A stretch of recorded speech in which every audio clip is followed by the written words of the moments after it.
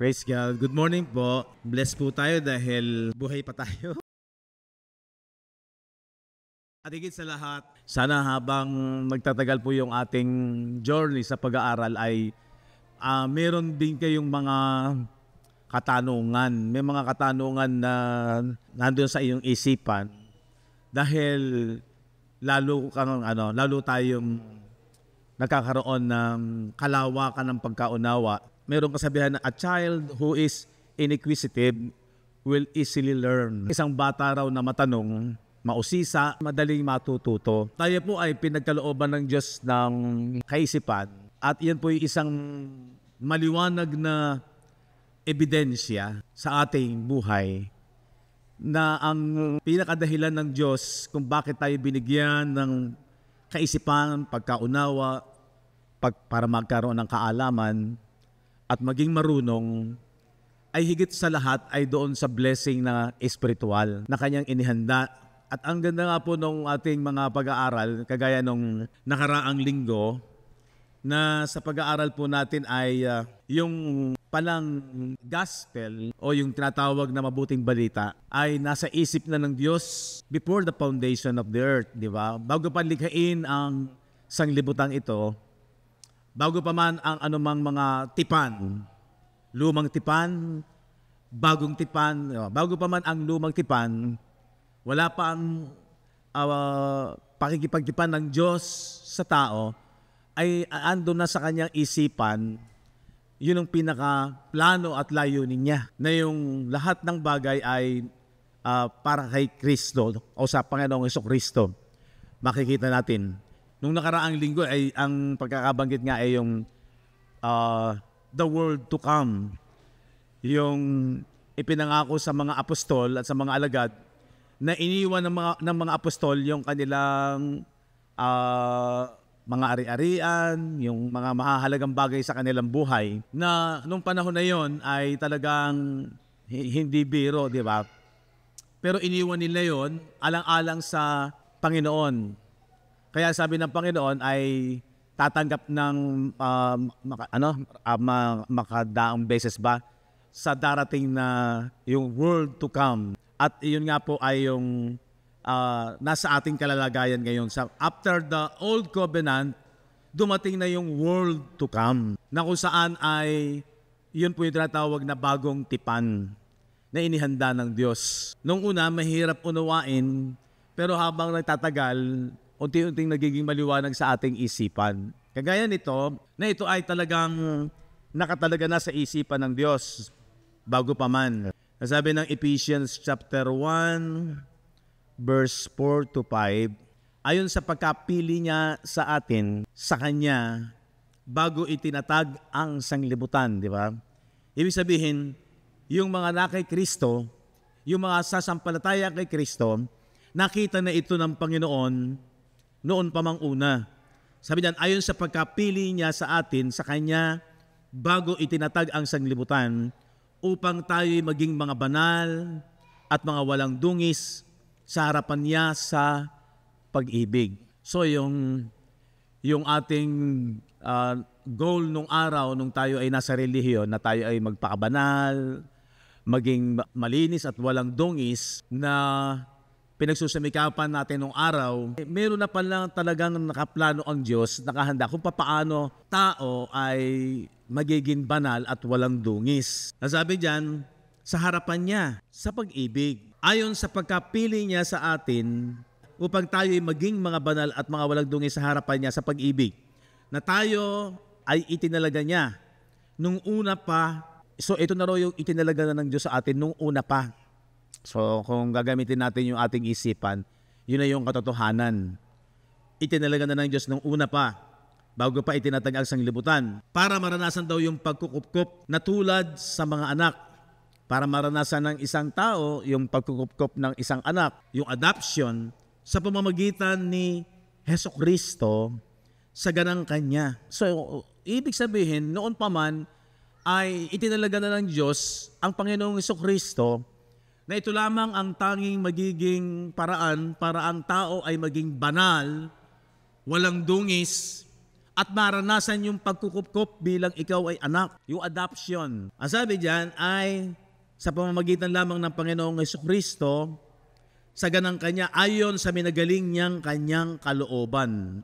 Ayon sa minagaling niyang kanyang kalooban. So, yun yung ipinasya ng Diyos. Kung ating pag-aaral, yun po yung nakadesign na sa isipan ng Diyos. Bago palikain ang tao, bago palikain ang sanglibutan, mahirap itong maintindihan basta-basta pag hindi mo naunawaan at naging maliwanag sa atin ang mabuting balita. Ang sabi ko nga, as time goes on, habang tumatagal, pag talagang ikaw ay nakapokus at nakatingin sa pag-ibig ng Diyos. Kasi sabi diyan, sa pag-ibig, yung lahat ng ginawa at inisip ng Panginoon at pinalano ng Panginoon ay dahil sa pag-ibig, talagang ginawa niya iyon, pinalano niya iyon dahil sa pagmamahal niya, sa pag-ibig niya. Kasi yun ang nature niya. Merong mga nangangarap at nagpaplano sa tao na walang pag-ibig eh. Gusto lang niyang siya ay sumikat, gusto lang niyang siya ay makilala, pero walang kalakip na pag-ibig. Parang sarili lang niya yun. Pero ang Diyos, inisip niya yun para sa tao dahil sa kanyang pagmamahal. Huwag ninyong kalilimutan, ito yung pinakasusi.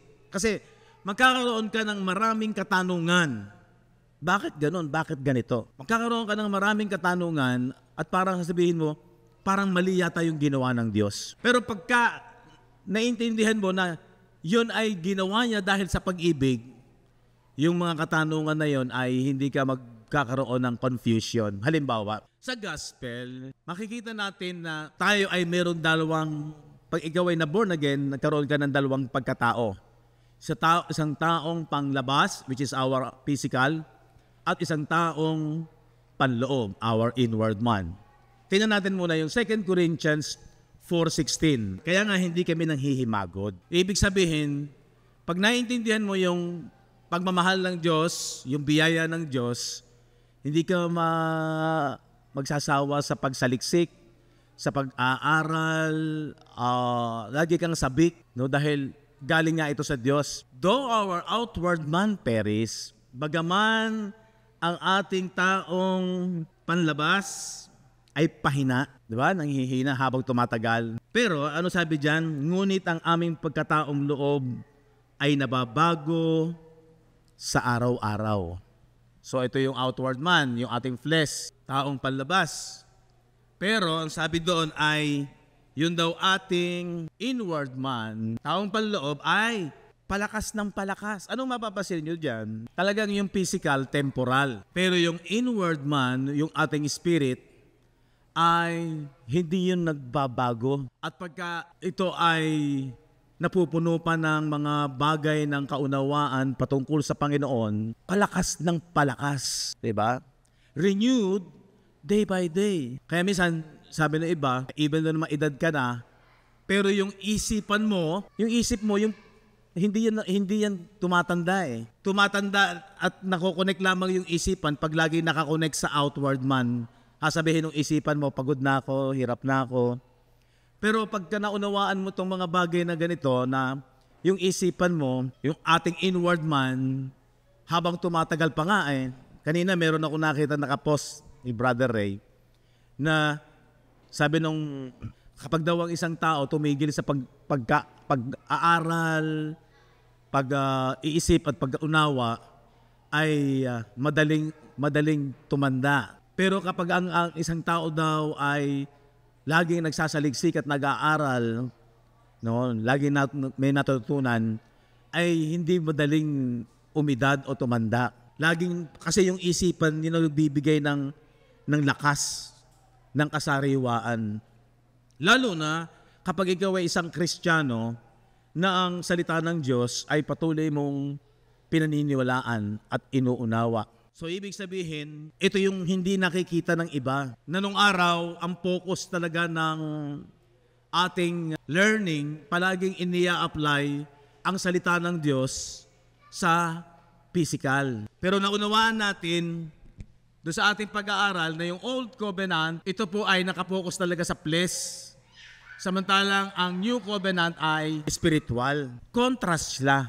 Pag sinabing contrast, magkakontra and opposite. Yung Old Covenant talaga ay opposite ng New Covenant. Para madaling maisip, para madaling maunawaan at hindi tayo para ma-confuse, kailangan maliwanag sa atin pag sinabi na spiritual, hindi masyadong concern, hindi yan nakapokus sa physical. Ang blessing na dala ng Panginoon ay spiritual. Di ba?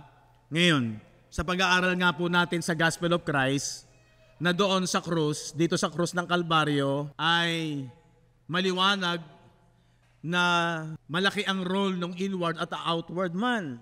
Kasi yung outward man na pinananahanan, di ba? Itong outward man, physical, ay mayroong sin in the flesh. Sa ating laman, ito yung hindi natin na ituro ng maaga. Kasi pag narinig natin yung salita na sin o kasalanan, laging ang pagkaunawa agad natin yung ating mga nagagawang kasalanan. Hindi. Maliwanag sa turo ni Apostol Pablo sa Romans chapter 7 na mayroong bagay na nananahan sa laman ng tao. At yun nga po yung sin in the flesh, noun. Yan po ay noun.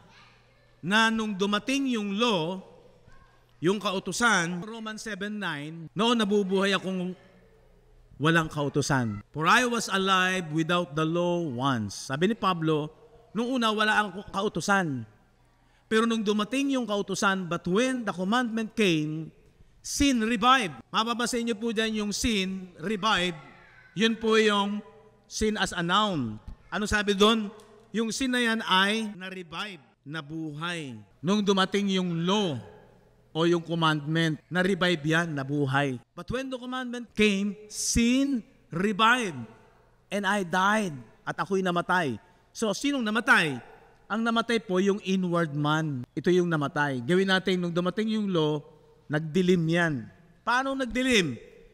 Kasi yung law is a knowledge of good and evil, ang pagkaalam ng mabuti at masama. Nung nalaman, naunawaan ng isipan na siya ay nagkasala, nag-guilty siya. Nagkaroon siya ng conscience, na konsensya siya na may nagawa akong kasalanan. Nagdilim.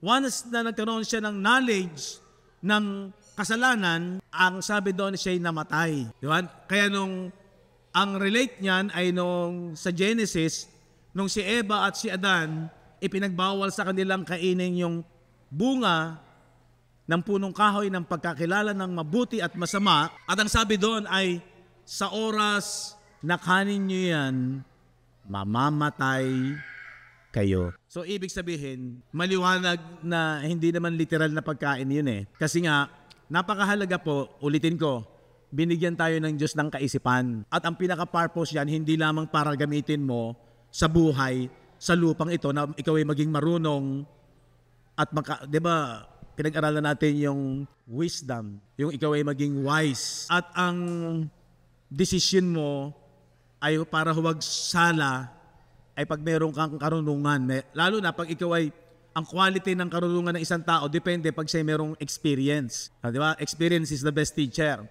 Doon sa mga karanasan mo, pag ikay una, niloko ka, abay susunod, huwag ka nang paloloko kasi may experience ka na. So natututo ka, nagiging marunong ka sa buhay sa lupang ito. Ganon kabuti ang Diyos. Magagamit natin yung isipan natin sa lupang ito.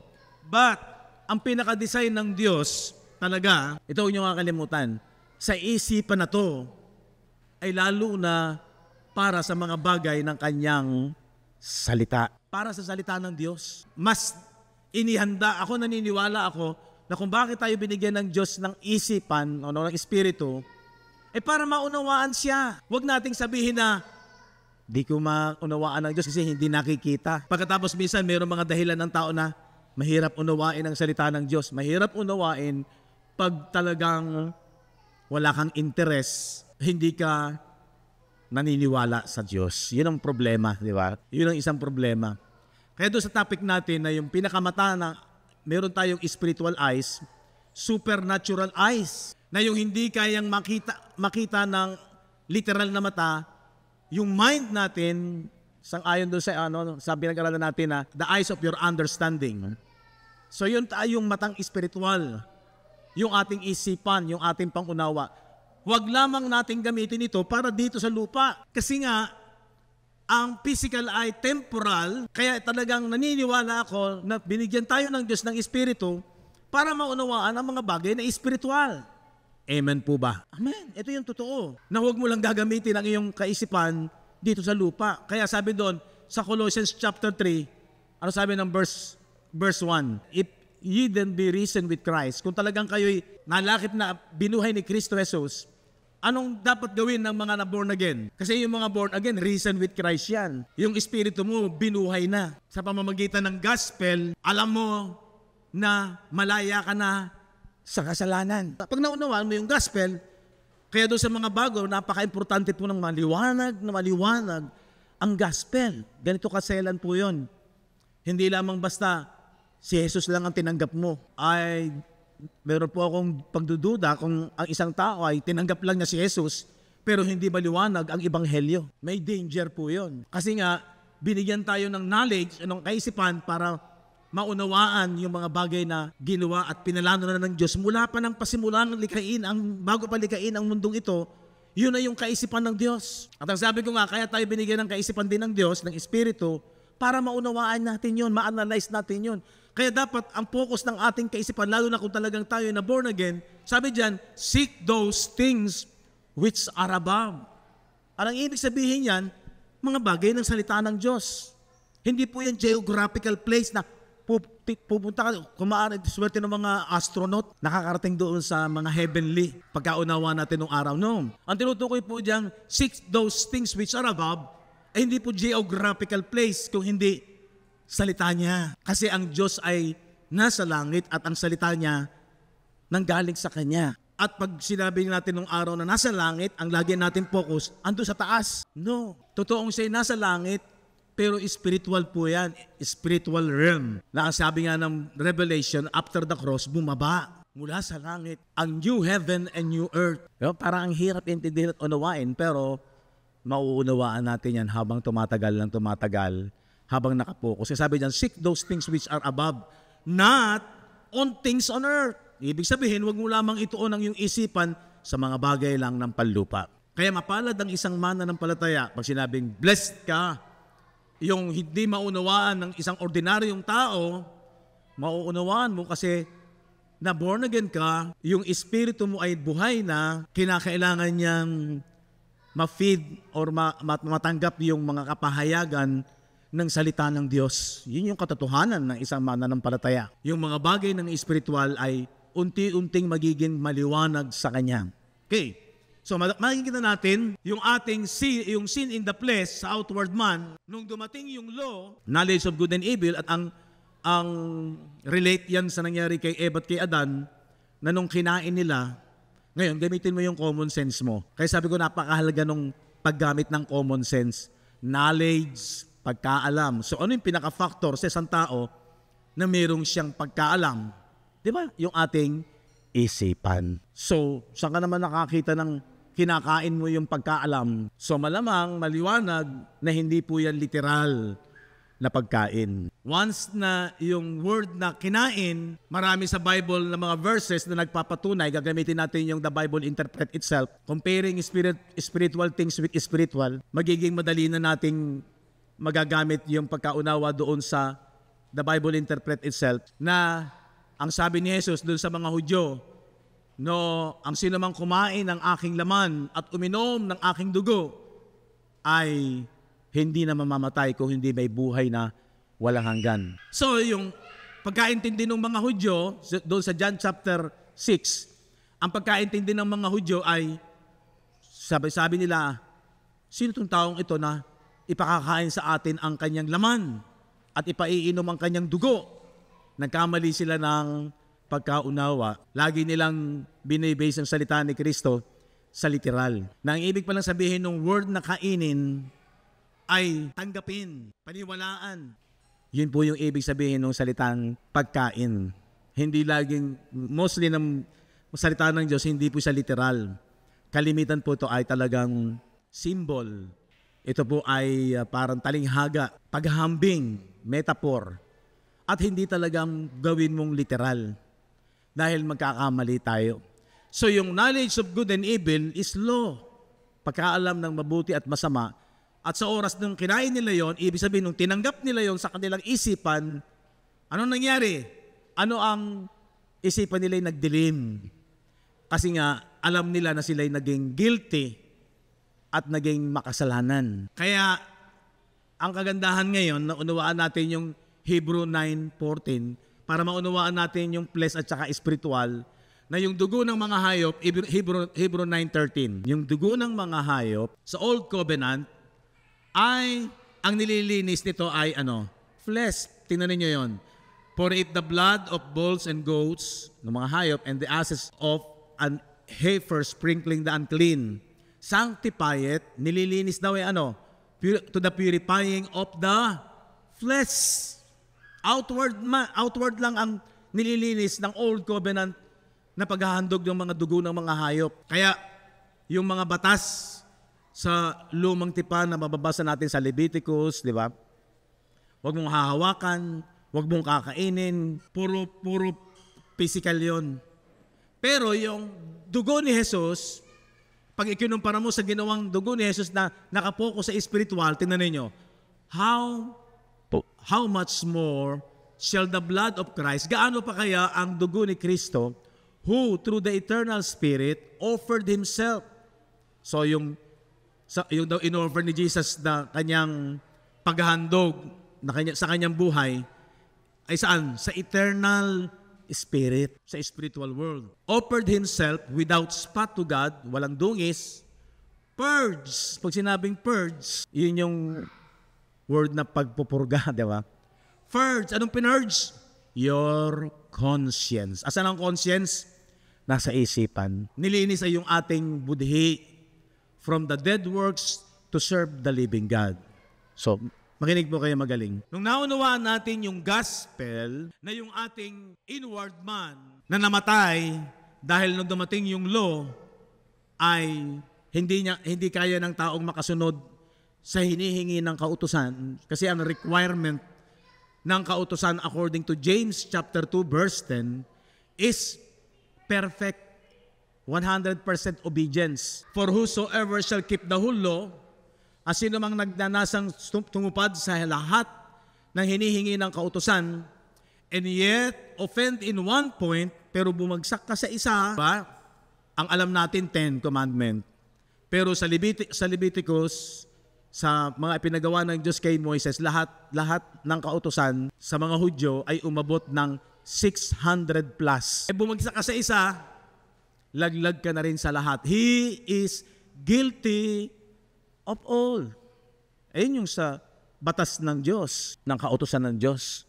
Hindi pwede yung very good, mabait. Hindi pwede kaya not by your good works. Kasi lahat nga tayo ay bumagsak. Walang matuwid, wala kahit isa. Ang kagandahan ng lumiwanag sa atin ng gospel, hindi ka magiging palahatol. Kasi naintindihan mo na meron talagang nananahang kasalanan sa laman. At ang lahat ng laman ng tao, huwag mong sabihin na wala ako dyan. Wala. Lahat ay meron. Sin in the flesh.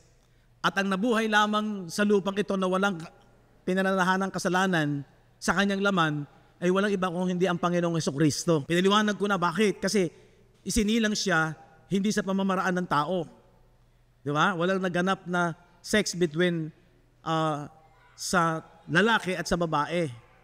Kung hindi siya nabuo sa sinapupunan ni Mary sa pamamagitan ng Espiritu Santo. Kaya wala siyang manang kasalanan. Kaya sabi nung, maintindihan mo yung 2 Corinthians 5:21, He who knew no sin, siya na walang kasalanan. Sino yon? Si Jesus lang yon. Became sin. Kanyang kasalanan. Para saan? Para sa lahat ng tao. Dahil lahat ng tao merong sin in the flesh.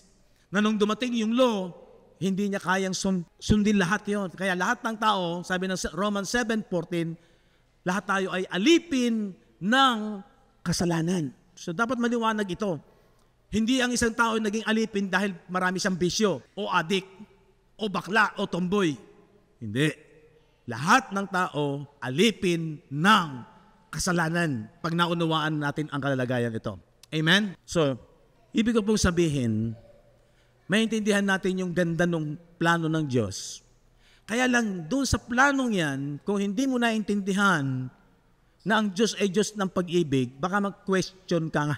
Sabi ko nga kanina, kaya laging may kasama na itinalaga na ng Diyos mula pa nung una. Sa pag-ibig, itinalaga na niya nung una pa na ang lahat ay magiging banal, walang dungis, at makakaranas ng pagkukupkop bilang anak sa pamamagitan lamang ni Kristo. Kasi ang pag-ibig ng Diyos si Kristo. Ngayon, kung maliwanag sa iyo na lahat ng motibo ng Diyos is dahil sa kanyang pag-ibig, meron ka mang mga question, magiging maliwanag na sa iyo na hindi na ang Diyos matuwid sa kanyang ginawa. Bakit? Maiintindihan natin, nilikha ng Diyos ang tao, meron ng sin in the flesh. Psalms 51:5, tingnan ninyo, kailan nagpasimula yung sin in the flesh? Behold, I was shapen in iniquity. Ang tao daw ay ipinaglihi na sa kasalanan. And in sin did my mother conceive me. Habang nabubuo yung laman doon sa sinapupunan ng isang ina, yung sanggol, meron ng sin. Now, naka-implant na doon sa laman. Kailan nabuhay yung sin na yun sa buhay ng isang bata? Pag siya'y nagkakaroon na ng consciousness. Pag nagkakamalay na, pag sinabi mong, wag mong gagawin yan, masama yan, doon na yun. Makikita mo yung bata, minsan nagtatago, itinatago yung sinasabi mong huwag gagawin. Parang gayon din yung kay Eva at kay Adan, nung nalaman niya ang mabuti at masama, bumagsak siya, alam niya, guilty siya, kaya namatay ang kanilang espiritu, yung isip nila na dumihan. Alam nila, guilty sila. Okay? Yun yung namatay ang espiritu. Nung nagkaroon ng knowledge of good and evil, alam niya na siya ay nagkamali o nagkasala. Guilty siya. Hindi niya nasunod yung hinihingi o yung requirement nung kautusan. At tanong nga, kailan ba nagpapasimula ang kasalanan? Saan ba nanggaling ang kasalanan? 1 John 3:4. Kung walang law, wala sanang kasalanan. Whosoever committed sin, na sino man daw nagkakasala, ay transgresseth also the law, ay lumalabag sa kautusan. For sin, sapagkat daw ang kasalanan is the transgression of the law. So paano mo madidefine ang kasalanan? Pag mayroong law, pag mayroong batas na dapat ganito gawin mo. Pero pag hindi natin nagawa, dahil mayroong law, ay di mayroong kang kasalanan. Doon lang mayroong kasalanan. Pag mayroong batas. Tama sabi ng Romans 7:9. Noon nabubuhay akong walang kautusan, but when the commandment came, nung dumating ang kautusan, sin revived and I died. Nabuhay yung kasalanang nananahan sa laman, nagkaroon ng transgression. Sumunod na doon yung violation. Ando na yung sin. Doon mo nang masasabing meron kang kasalanan. Example, naging example ko po yung Commonwealth Avenue. Yung Commonwealth Avenue, maraming lane, malawak ang karsada. Parang 5 lanes sa kabila. Sa kanan 5 lanes, sa kaliwa 5 lanes. Noon, tumatakbo ang mga sasakyan, siguro nasa unlimit, siguro nasa mga 80 kilometers per hour. Malimit magkaroon ng aksidente dahil 5 yung lane. Alam niyo naman yung mga sasakyan, minsan pabigla-biglang, liliko na pala. Kaya nagkakaroon ng mga aksidente, lalo na pag mabilis. So gumawa ang pamahalaan ng Quezon City sa Commonwealth Avenue na ang gawin nilang maglagay tayo ng batas na ang pinaka-maximum na speed dapat 60 kilometers per hour. Dati 80 or something, mas mataas. Pero nung gumawa sila ng batas na ang pinaka-maximum ay 60 kilometers per hour, sa oras na lumampas ka ng 60 kilometers per hour, dati, nung walang batas, kahit tumakbo ka ng 70, wala kang binabiolate. Pero nung gumawa ng batas na 60 at lumampas ka ng 60, nag-violate ka na. Sinner ka na sa kanilang batas. Kuha nyo? Yun ang ibig sabihin ng, for sin is the transgression of the law. So para ma-define mo saan galing ang kasalanan, sa law, sa batas. Kapag may batas, pero pag walang law, wala kang nilalabag. So, maintindihan natin. But when the commandment came, nung dumating yung kautusan, nabuhay ang kasalanan, and I died. Ibig sabihin, sapagkat ang kabayaran ng kasalanan ay kamatayan.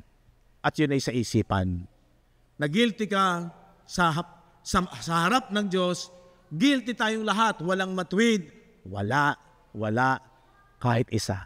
Napakagandang maintindihan. Binigyan tayo ng Diyos ng Espiritu, ng isipan, para maunawaan natin yung kanyang salita na Espiritu. Lalo na nakasulat yung mga bagay na kanyang sinalita na dapat nating maunawaan. Kaya sabi ko nga kanina, yung isip natin para ma-analyze natin at maunawaan ang mga bagay, hindi mahirap maintindihan kung talagang pag-aaralan, kung matyaga mong uunawain. Sa umpisa lang mahirap. So, yung word na common sense, mai-apply mo yan dahil meron tayong isipan. Halimbawa, mahihirapan ka bang maintindihan yung knowledge of good and evil? Saan nakakonect yung knowledge? Sa isipan. Nakakain ba yung knowledge? Hindi po. So, anong ibig sabihin nung kinain? Tinanggap, naunawaan. At nung naunawaan niya, ay, nagka-violate ako, ay, nagkasala ako, nagdilim. Pero yung Hebrew 9:14, purge your conscience. Pag naunawaan mo na yung gospel, tinapos na niya yung sin in the place na ito ay kanyang inilakip sa kanyang kamatayan at pagkalibing at nanampalataya ka doon. So, ibig sabihin, inihiwalay na niya yung outward man doon sa inward man, circumcision, sa pamamagitan ng operation in the Spirit ng ginawa ni Kristong circumcision in the Spirit. Ano yung circumcision in the Spirit? Yung krus, na tinapos niya yung bisa ng kasalanan. Kaya yung Old Covenant, powerful dyan yung sin. Dahil meron tong mga violation. Dahil meron itong law. Dating sa New Covenant, tinapos ni Jesus yung power ng sin. Dito, wala nang power ang kasalanan. Tapos na yung issue ng kasalanan. Hindi na dapat pag-usapan dito sa mata ng Diyos yung kasalanan. Bakit? Tinapos na ni Jesus sa Romans 8:3. Sa pamamagitan ng kanyang laman, for what the law could not do. Ano yung hindi magawa ng kautusan? Mapasunod ang tao sa 100% na hinihingi ng kautusan dahil meron siyang kahinaan sa kanyang laman. In that it was weak through the flesh. See? Yun ang problema. Ang problema kasi yung sin in the flesh na kahit sinasabi ng kautusan na ito ang dapat mong gawin. Kaya sabi nung Romans 7:17-18, hindi na akong gumagawa nito kung hindi yung kasalanang nananahan sa aking laman, sabi ni Pablo. Sin that dwelleth in me. Merong nananahan sa ating laman na kasalanan. Na kapag dumating yung kautusan, hindi niya kayang sundin. Ang kahinaan ng laman, kung ano ang bawal, yun ang gusto niyang gawin. Gusto kong bumait pero di ko magawa. Di ba? Maliwanag po yun. Bakit ang tao nagkakasakit? Sabi ng doktor, huwag mong kakainin ito para huwag kang magkasakit. Ang kahinaan ng ating laman, kung ano yung bawal, yun ang sabik na sabik yung laman na gustong kainin. At kung ano yung mga pwedeng kainin, sawa na ako dyan. Ang hinahanap niyan, yung bawal. That is the nature of the flesh. Mahirap bang maintindihan yon? Common sense lang naman. May isip na ibinigay ang Diyos sa atin. Di ba ganun kabuti ang Diyos? Kaya lang, meron ang question. Anong question mo?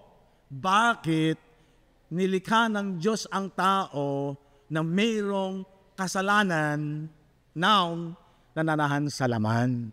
Alam pala ng Diyos na yun ang kumukontra sa kanyang kautusan. Bakit pa niya tayo nilikha, dinesign na ganito? Parang pag narinig to ng ateista, ay, bobo nyo pala, ba't kayo naniniwala dyan? Hindi pala mabuti ang Diyos nyo. Pero pag malawak ang isipan mo, napakaganda ng design ng Diyos na nilagyan niya tayo ng sin in the flesh para makita natin na wala tayong kaya sa ating mga sarili sapagkat dinesign na ng Diyos before the foundation of the earth na ang tanging magiging daan para ang tao ay makaranas na siya'y maging anak, makupkup ang maranasan ng pagmamahal ng Diyos at magkaroon ng nature na banal at walang dungis in the spirit ay sa pamamagitan lamang ni Kristo. At para ma-analyze ng tao na hindi ko kaya. Sa ating sarili, kailangan natin ng tagapagligtas. Sa ating sarili, lahat tayo bagsak. Sa ating sarili, hindi pala tayo dapat maging mayabang at palahatol sa kapwa. Kung hindi maunawaan natin, lahat tayo bagsak dahil meron tayong sin in the flesh. At yun ang magtutulak sa atin kung bakit maunawaan natin, sabi ng Galatians chapter 3, verse 24 and 25, may purpose yung law. Wherefore the law was our schoolmaster. Ano sa Tagalog? Yung daw kautusan ang naging tagapagturo sa atin patungo kay Kristo. Di ba ang ganda ng design ng Diyos? Agree po ba kayo? Matatanggap natin na dapat lang nanilagan na tayo ng sin in the flesh para wag tayong maging mayabang, para wag tayong mabuhay sa ating sariling lakas. Kasi hindi natin hahanapin ang Diyos kung tayo ay may kakayanang iligtas ang ating mga sarili. Amen. So maintindihan mo yung ito na yung itinalaga na ng Diyos sa pag-ibig. Dahil mahal niya tayo, ayaw niyang ang tao na kanyang nilikha ay magsasarili. Independent to dependent. Tatandaan niyo yung paksa natin, Romans, 18 ba yun, na tayo ay pinalaya sa kasalanan para maging alipin ng righteousness sa katwiran. Para tayo maging alipin ng Diyos. Maging dependent. John 15:5. Maintindihan natin ngayon kung bakit sinabi na, I am the vine, ye are the branches. Ako ang puno. Sino yung puno? Si Kristo. Sino yung branches? Tayo. He that abideth in me, yung daw nakakabit, yung nanatili, yung dependent. Ano yung abideth? Ano yung nakakabit? Dumidepende ka. Hindi ka hiwalay. Kasi pag hiwalay ka, wala kang buhay. Pero pag ikaw ay nakakabit kay Kristo, dependent ka, lalo na pag naunawaan mo, ginawa niya sa krus, na ito ay nasa isipan na ng Diyos before the foundation of the earth. Bago palikain ang tao, dinesign na yan ng Diyos na tayo ay maging dependent sa Kanya. Ang sabi ng Bible, walang sino mang nabubuhay sa sarili niya. Romans chapter 4. At walang sino mang namamatay sa kanyang sarili. Sa mabuhay at sa mamatay tayo ay kay Kristo. Amen? Di ba napakaganda ng design ng Diyos? Na ang tunay na Kristyanismo, nakadepende ka. Hindi ka nabubuhay sa iyong sarili. Maintindihan natin na kapag ikay lumalago sa pananampalataya, hindi na ako nabubuhay sa aking sarili. Hindi yung malaya ka na gusto mo lang kung ano gusto mo. Kung ano yung decision mo. No, ano sabi ng Corinthians chapter 1:18? Si Kristo ang karunungan ng tao. Karunungan na kamangmangan sa sanglibutan. At ang karunungan naman ng sanglibutan, wise ka nga sa mundo, napakahusay mo. Ginamit mo lang yung isipan para maging matalino sa mundong ito. Walang masama na maging matalino sa mundong ito para makasurvive. As long as ibig ng Diyos na ikay mabuhay. Pero tandaan ninyo, temporal lang ang buhay sa lupa. At ang tao na nabubuhay sa sarili na niyang gusto, walang connection sa Diyos, pagdating ng kamatayan, patay talaga siya. Eternal death. Pero ang isang tao na kay Kristo, na unawaan ang design at plano ng Diyos, hindi na siya nabubuhay sa kanyang sarili. Dapat naintindihan niya kung ano talaga ang purpose ng Diyos before the foundation of the earth. Amen. Maganda po ba ang plano ng Diyos? Kaya pag hindi natuklasan at naunawaan, simba ka ng simba, pero nabubuhay ka sa sarili mong gusto. Ang gusto mo lang, ligtas ka sa mga sakit, ligtas ka sa kahirapan, ligtas ka lamang sa mga bagay sa lupang ito, hindi mo naiintindihan ang isipan ng Diyos bago palikain ang mundong ito. Kaya napakapalad natin. Hindi majority is the winner. Ang winner dito ay yung nauunawaan ang kaisipan ng Diyos. Kaya napakaganda ng buhay kapag ikaw ay na kay Kristo. Although, sa mata ng marami, para kang hamak. May time na gano'n. Kaya ang karunungan ng Diyos kamangmangan sa sanglibutan. Basahin nga natin yon. 1 Corinthians chapter 1, verse 21. Sapagkat yamang sa karunungan ng Diyos ay hindi nakilala ng sanglibutan ang Diyos sa pamamagitan ng kanyang karunungan. So hindi sa karunungan ng mundong ito mo makikilala ang Diyos, ang karunungan ng Diyos. Pwedeng ikaw ay mahal na tao. Pag sinabing mahal na tao, yung may mga lahing mga hari, mga royal, mga dugong bughaw. Yamang sa karunungan ng Diyos ay hindi nakilala ng sanglibutan ang Diyos sa pamamagitan ng kanyang karunungan ay kinalugdan ng Diyos na iligtas. Pansinin niyo to. kinalugdan ng Diyos na iligtas ang mga nagsisipanampalataya, saan? Sa pamamagitan ng kamangmangan ng pangangaral. Preaching, sabi diyan, foolishness of preaching to save them that believe. Di ba baliktad? Kaya pag gagamitin mo yung karunungan ng sanglibutan, may posibilidad, hindi ka maliligtas. Hindi mo mauunawaan ang karunungan ng Diyos. Dahil ang karunungan ng Diyos, ito, spiritual, kabaliktaran ng karunungan ng mundong ito. Kaya nga ito ay nagperis Kaya nga ito ay tinapos Itong Old Covenant. Kasi flesh lang yan. Ito ginagamit dito, self-effort, sariling lakas. Pero dito, not by your good works, kundi by faith sa biyaya na ginawa ni Kristo. And then, magkakaroon ka ngayon ng good works according to Ephesians chapter 2 verse 9 dahil meron kang power na nanggaling doon sa grace. Hindi mananatiling not by your good works. Not by your good works galing dito. Pero good works galing sa ginawa ni Kristo Jesus. Kasi meron kang power na galing sa ginawa ni Kristo Jesus. So yun po yung kagandahan yan, design na yan.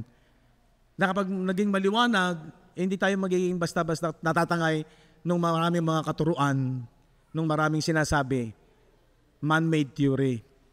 Hindi, maliwanag sa ating isipan kapag nakapokus ka sa sinasabi ng salita ng Diyos. At contrast talaga. Pag sinabing contrast, hindi mo pwedeng panghawakan yung karunungang panlupa para i-apply sa karunungang panlangit. Iba. Mag-kontra yung dalawang yan. Ano po? Kaya yung outward man at saka inward man, pwede mong gamitin yung karunungan mo para sa physical, pero iba yung sa spiritual. Kaya hindi pwedeng i-apply palagi yung salita ng Diyos sa physical. Pangalawang bagay na lang yon, gagamitin mo yung physical para sa kapakinabangan na layunin ng Diyos. Yan po yung binasa natin yung sa Galatians, na ang tao dapat ay huwag padaya. Diba? Huwag kang padaya sapagkat kung ano ang iyong hasik, yun ang iyong aanihin. Kung inihasik mo lamang sa mga bagay na panlupa, aani ka dyan, pero yan ay corrupted. May corruption, may katapusan. Pero kung nag-invest ka sa spiritual, yun yung dapat mangyari. Kasi hindi na tayo nabubuhay para lamang sa physical. Ang physical ay dapat ma-dominate ng spiritual. Amen. So, ito yung kagandahan na naunawaan natin ang katotohanan ng salita ng Diyos. Sabi doon sa verse 22, ang mga Hudyo nga ay nagsisihingi ng mga tanda. Dito, mauunawaan natin kung bakit mayroong mga signs and wonders para sa mga Hudyo yon. Kasi required sa kanila yon, lalo na sa lumang tipan, para yung nagsasabi na mayroong instruction ng Diyos ay legit sa kanila, na galing sa Diyos, nagpapakita yan ng signs and wonders. But the Greeks seek after wisdom. Ito naman mga Griego, ang laging dinidependehan nila yung karunungan. Ang problema sa mga Griego, karunungan ng pangsanglibutan lang. Parehong may kakulangan. Kasi sinasabi dito, ang karunungan ng Diyos, kamangmangan sa karunungan ng sanglibutan. Pero ang karunungan ng sanglibutan, kamangmangan naman sa karunungan ng Diyos. Magkaano ba?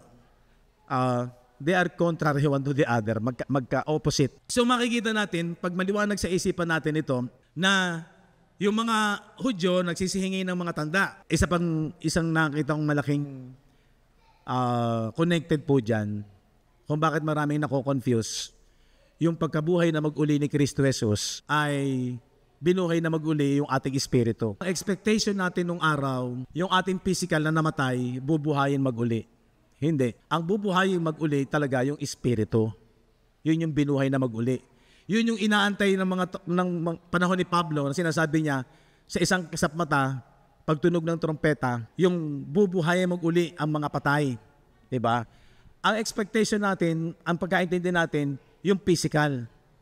Sa kanilang panahon, waiting sila pagdating ng araw ng Panginoon, the day of the Lord, noong AD 70. Nung natapos yung Old Covenant system, nung ito ay nagbanis, doon nagmanifest yung resurrection ng mga patay na kay Kristo Jesus. Kaya dito, nung after na bumagsak yung templo, nung AD 70, doon yung tunay na manifestation ng kompletong pagkatubos, pagkabuhay na mag-uli, at yung tinatawag na glorified body, dito nagmanifest. Wala na yung power of sin. Tapos na yung issue ng sin. Kaya dito, new world. Yung pinag-aralan natin sa turo ni Brother Ray, yung new world, bagong mundo. Bakit? Tapos na yung old covenant world. Tama? Diba? Sa umpisa, mahirap unawain. Pero as time goes on, madali mo siyang maiintindihan. Kaya dito, yung ating espiritu, matuwid, glorified, wala ng kamatayan, hindi na paghaharian ng kadiliman, delivered na from the power of darkness and translated na into the kingdom of His dear Son. Ganon kaganda yun. Although, pag nabubuhay ang tao rito, nakakaranas ng mga problema, sakit, karamdaman, dahil nga ang physical ay temporal. Pero ang joy mo is yung inward man mo, ando na yung katiyakan. Dahil maliwanag sa'yo, sa isipan mo, ito yung pinakaunang ebidensya. Sa isipan mo, wala ka ng takot. 1 John 14:17. Herein is our love made perfect. Dito raw, yung daw pag-ibig ay ganap.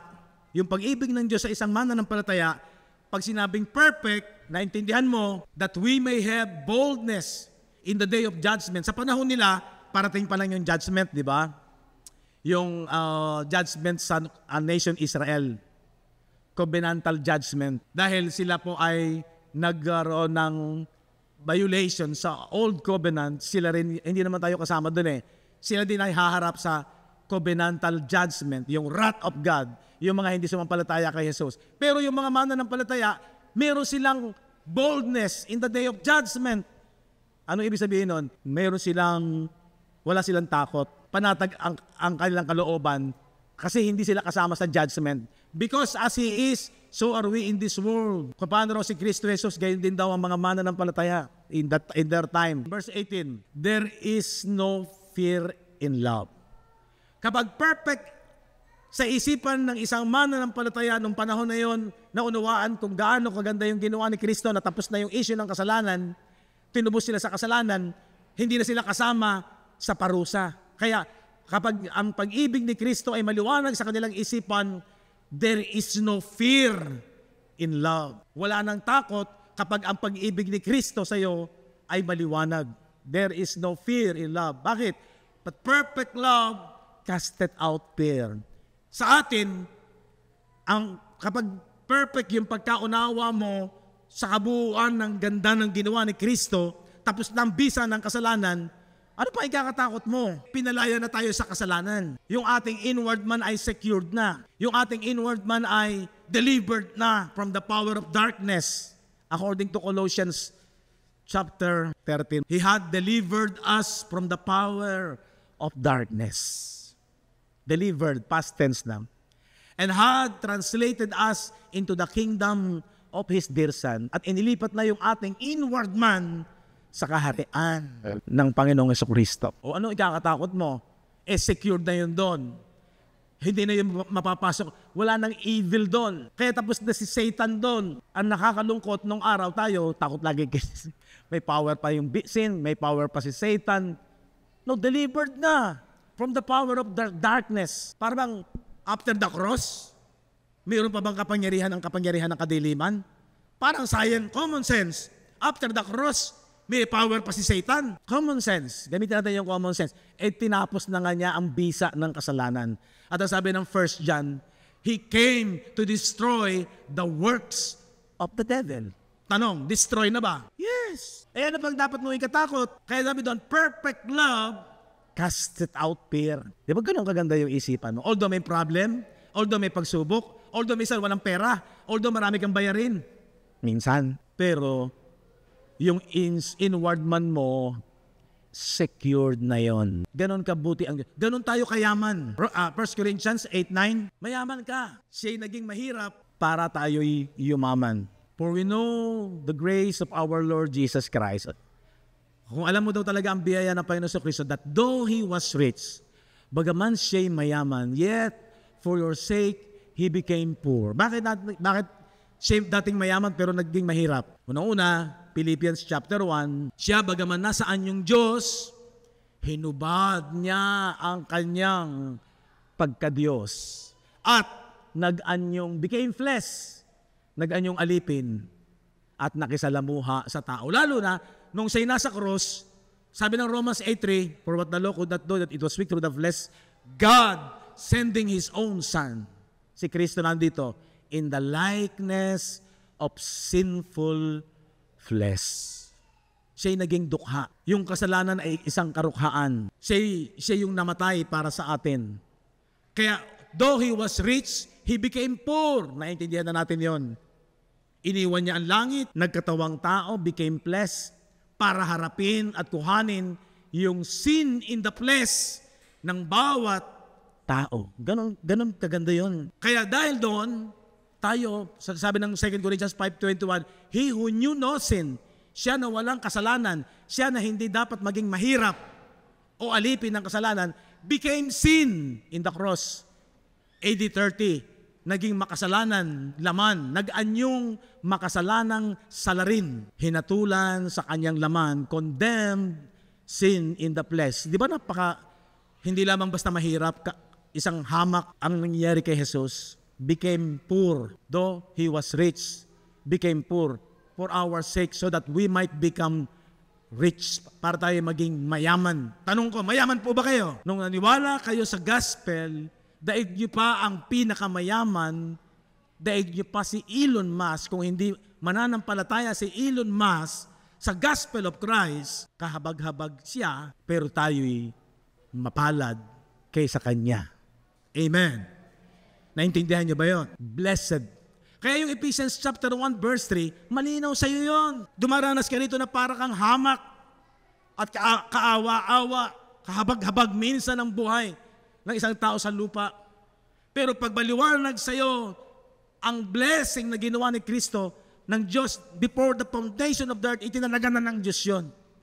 Yun na yung nasa isip ng Diyos. Sureball ka doon na blessed ka. Blessed be the God. Mapagpapala mo, mapasasalamatan mo ang Diyos talaga. Pupunta ka sa araw ng linggo o ng Bible study, masaya ka, inspired ka, kasi maliwanag sa isipan mo ang katotohanan. Hindi makukumpara kung maliwanag talaga. Blessed be the God and the Father of our Lord Jesus Christ, who had blessed us. Ayun, pinagpala na tayo. Past tense na yan, after the cross. Who had blessed us. Daig mo pa yung may ginto. Daig mo pa yung may hawak ng ginto ni Yamasita. Totoo ba yan? Pero pag ang iyong isipan ay nakapokus pa sa mga bagay ng lupa, kaya nga malaki ang pagbabago ng mga mananampalataya eh. Hindi ka na masyadong para bang nakikipag-contest. Mayaman siya, dapat mayaman din ako. Powerful siya, dapat powerful din ako. Hindi na tayo yung, ikaw ay hindi buntot, ikaw ay magiging ulo. Palaging gano'n na lang kami na mensahe, galing sa Old Covenant yun. Pero in the Spirit, kahit na ikaw ay sa physical ay buntot, pero daig mo pa yung maharlik ang dugo o isang mayaman o nasa lahing makahari, kahit na ikaw ay isang alipin, kunting nang, pero nasa iyo, pagpapala ni Kristo Jesus, daig mo pa sila. Hindi ka magsasawang unawain ang kagandahan ng Panginoon. Hindi mo ipagpapalit sa kayamanan. Kaya natatransform ng isipan mo, natatransform din ang lifestyle mo. Okay, mangarap kang maganda, magplano ka, pero kung hindi man nangyari, hindi mo pa rin hahabagin ang sarili mo. At hindi ka pa rin maiinggitin. Only Jesus can satisfy. Amen. Sa isang mananampalataya, di ba sabi ni Pablo, alam ko ang lihim ng kasaganaan, alam ko rin ang lihim ng kasalatan, karukhaan. Pero anumang kalalagayan ng aking kinaroroonan, natutunan ko ng masiyahan. Why? Blessed ka pa rin. Hindi mawawala ang kayamanan ginawa ni Kristo. Naging dukha siya para tayo'y yumaman. Amen. Mayaman ka ba? Glory to God. Ang isang sikreto lamang, ito, yung Hebrew chapter 12. Looking unto Jesus, the author and finisher of our faith. Kailangan nakatingin ka lagi. Looking unto Jesus. Ang tinutukoy po dyan yung ating spiritual na mata, yung isip mo. Yung sinasabi ng Colossians 3. Sabi doon, focus mo. Ituunin nyo ang inyong isipan sa mga bagay na panlangit. Kaya habang nabubuhay ka, masaya ka kahit anong isang problema ang dinaranas mo sa buhay sa lupang ito. Pero, huwag kang gagaya sa iba. Ito yung pupil. Saan nakatingin? Dito sa panlupa. At hindi dito. Di ba? So, ang dapat yung mata mo, hindi ganito. Dapat ganito. Nakamasid palagi sa ginawa ni Kristo Jesus. Looking unto Jesus, the author and finisher of our faith. Amen. Ito nyo, who for the joy that was set before him endured the cross. Tiniis niya yung cross kahit kahiya-hiya. Yung mapako sa cross, yung masabit doon sa punong kahoy, binaliwala niya yung despising the shame. Hindi niya alintana. Ganon tayo kamahal ni Kristo. Kaya kapag lagi mo nakikita yan, ang palad ko, ang palad ko, ang palad ko, ang palad ko. Kahit na minsan wala kang pera, ang dami mong bayarin. Niloloko nga ako isang kapatid eh. Kung si Pablo nabilanggo, ako din mabibilanggo. Di ba? Yung buhay ng minsan ng Kristiyano parang kawawa. Parang, sabi, kami parang mga tupang papatayin. Alam niyo yung mga hayop na nakapila doon sa sa slaughter ba? Yung patayan ng mga hayop. Parang daw gano'n ang buhay ni Pablo. Gaano kaganda yung... ano pang nanasain mong ganda ng buhay pagka gano'n? Bilangguan, puro pag-uusig. Buti nga, wala tayo doon eh. Pero nakakaranas tayo ng problema. Yung problema na naranasan natin, kumpara mo doon, matindi yun. Kaya tayo bilang mga mananampalataya, dapat sana lagi inspired tayo. Huwag mong katamaran. Huwag kang padadaya. Huwag kang patatalo. Fight a good fight of faith. Amen. Bless po ba kayo? Ang sarap bang sambahin ng Diyos? Hindi nakikita to, pero nakita ng ating supernatural eyes. Amen.